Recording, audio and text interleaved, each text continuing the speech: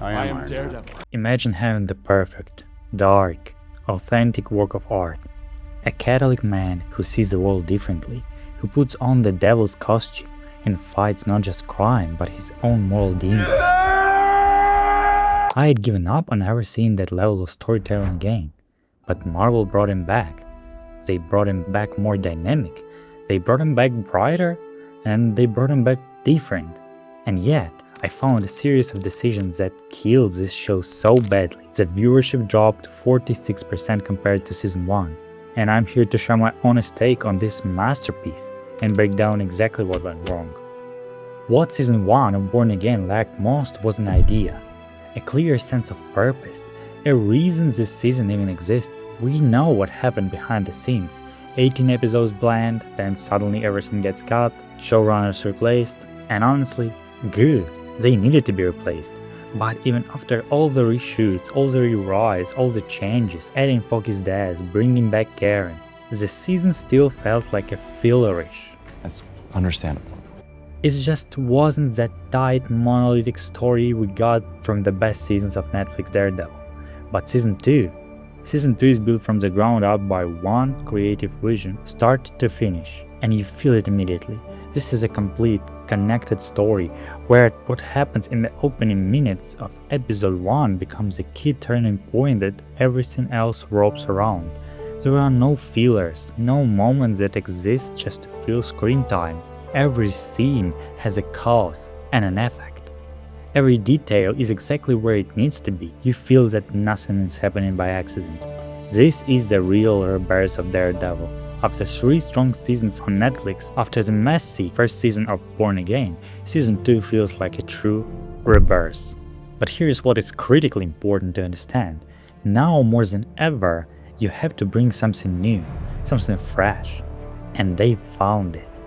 The idea of using an arc where organized crime comes to power, embodied by Wilson Fisk while Daredevil is forced underground as a fugitive hero, that is just incredible. It's the classic question of law versus lawlessness, but here everything is flipped upside down. Matt Murdock, a lawyer, ends up on one side of a barricade, and Wilson Fisk, a former crime lord, uses the law itself as a weapon. He turns all of New York into a hunting ground for Daredevil. Let's bring this hero home. That is insane, genuinely brilliant reversal of perspective, and how perfectly it lands in today's reality when we see similar processes playing out around us. How masterfully the show depicts people rising up against the very person they elected themselves. How Fisk, hiding behind the law, builds his own private army.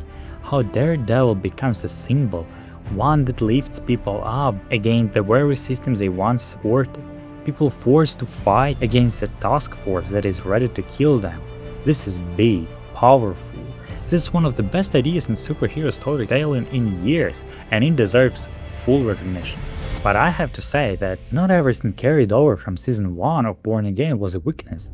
And honestly, this is just an incredible surprise for me. The way every single actor so masterfully brings their character to life. The casting from season 1 was far from a weak point of season 2, and I think that's a credit to both the actors and the writers. They could have just dropped Heather Glenn from the story the way Matt dropped her, and nobody would have blinked. But instead they give her character real development. A genuinely fascinating arc where a psychologist who looks down on people who put on masks slowly becomes one herself without even realizing it. And how insane is that going to be in season 3, where every single time she comes face to face with Matt, there is the weight of lost love hanging in the air. The history of the fact that Matt literally just left her for someone else, and in doing that, he arguably helped push her over the edge. That's layered, that's real. Same with Officer Powell. The actor plays this irritating, despicable piece of work so well that you're genuinely sitting there waiting for someone to finally put him down. And that is the highest sign that an actor is doing their job right. You tell Matt Murdock we said hello. And don't even get me started on Daniel, because Michael Gandolfini is my discovery of the year, and immediately my loss of the year, because how can you kill a character who had one of the best arcs in the entire show? A character who started as a little boy a Fisk's fanboy, desperate for that father figure, and ends up dying after making one of the hardest moral choices in the season, dying in the hands of someone acting on Fisk's orders. I genuinely believe this character and the actor had the potential to become the next criminal lord of the city after Fisk's exit. Just imagine, what if in the moral moment he had chosen to kill Bibi himself? The parallel to a Netflix series would have been breathtaking. A man willing to do anything for the person he loves and is so completely devoted to. I swear, Mayor Fisk. But even as it stands, his arc ended on a painful but a heroic note, so maybe that's exactly how it should be. And I don't even need to say this because it's obvious, but I will. How incredible it is to see all these returns, the chemistry between Jessica and Matt, finally getting answers about what happened between her and Luke, the absolute masterful development of Bullseye's arc, a character they could have made just another psycho who kills everyone, but instead they chose a much bolder and more interesting path.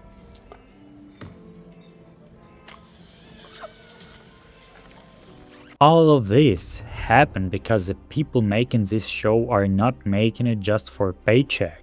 They love these characters, and you can see it clearly in the way these characters get to do what fans always wanted in one way or another. And you know why?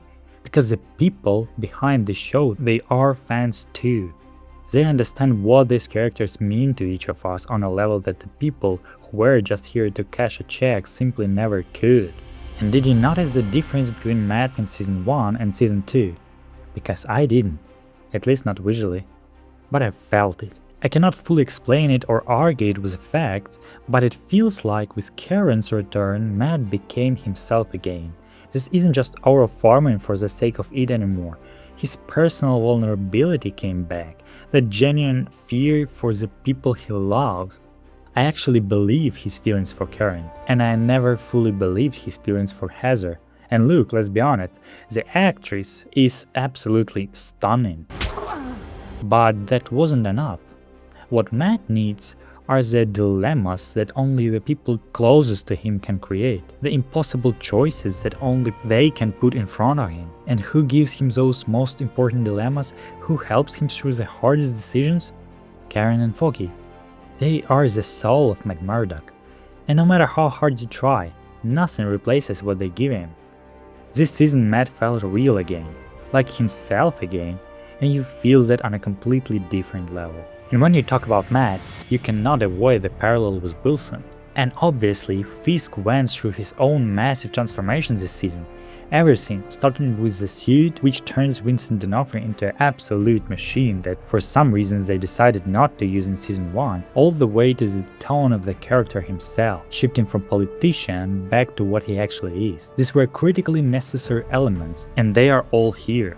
And I don't even know if I need to say this, but Vincent D'Onofrio is a phenomenon. The range of emotions, the raw power, that vulnerability, that sadness, those tears, the cold soullessness, that rage, the Al Pacino facial expressions, and that murderous stare, there is no other word for it. The man is phenomenal. And maybe the most talked about thing, the style. It got brighter, the tone stays dark. But compared to Netflix, there is a visible brightness, and it shows not so much in the color grading as in the energy, the movement, and the costume. The costume is just gorgeous, by the way. There is a deliberate play with the color here, a deliberate play with shadow and smoke, with camera movement, with frame size, and it is completely different from what we saw on Netflix. And that is awesome, because it shouldn't be the same. They proved they can recreate the Netflix show, and they did it beautifully.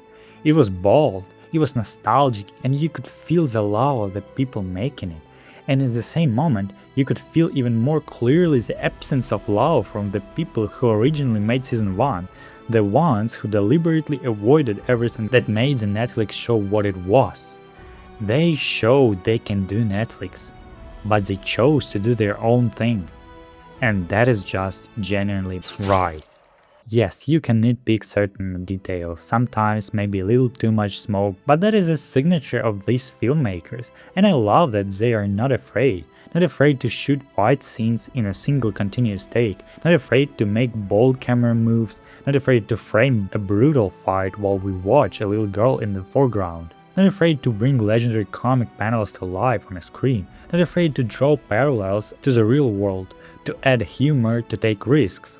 If somehow you ever watch this video, your work is seen, it is appreciated, it is beautiful. Thank you. And now it's finally time to talk about the finale.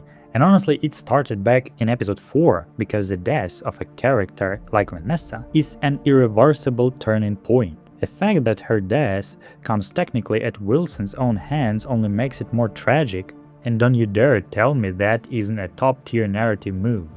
This is a moment where Wilson Fisk crosses to a place from which he cannot win. Back in season 3, he said himself, "Love, it's a perfect prison, inescapable."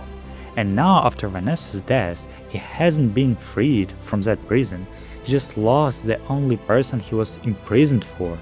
He can never reach her again. That tragedy will live inside Wilson Fisk forever.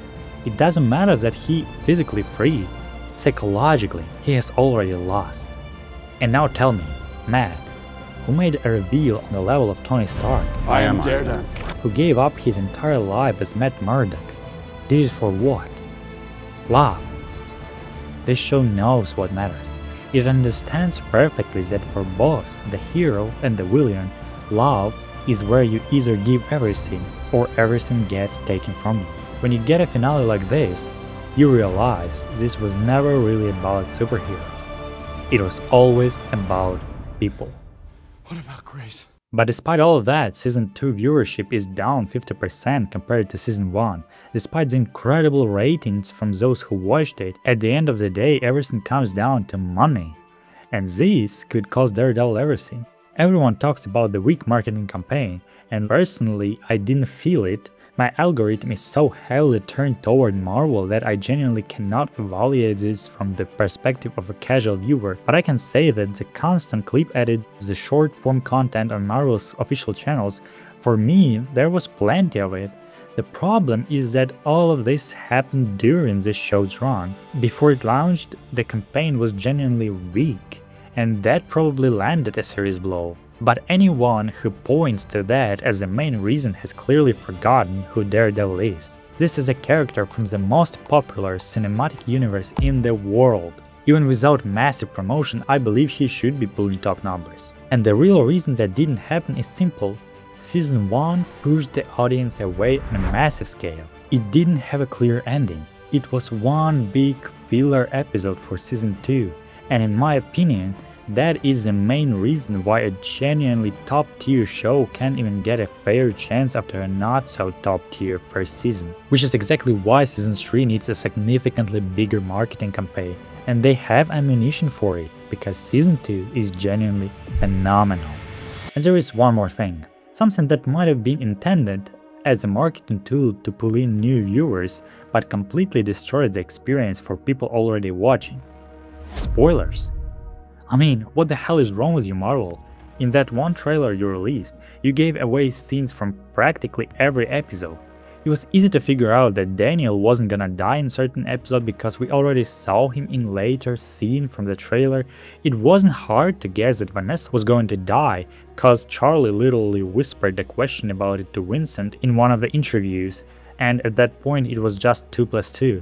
And then, on top of all of that, they openly spoiled the fact that Matt ends up in a prison. So I'm sitting there watching the whole season just knowing what is going to happen, only not knowing how we get there. Come on, that is not how you do this. It genuinely robbed me of the chance to be surprised, without a single insider leak, just from your own official content. I hope you find a better way to market Season 3. One that brings in a new audience without destroying the experience for the ones you already have.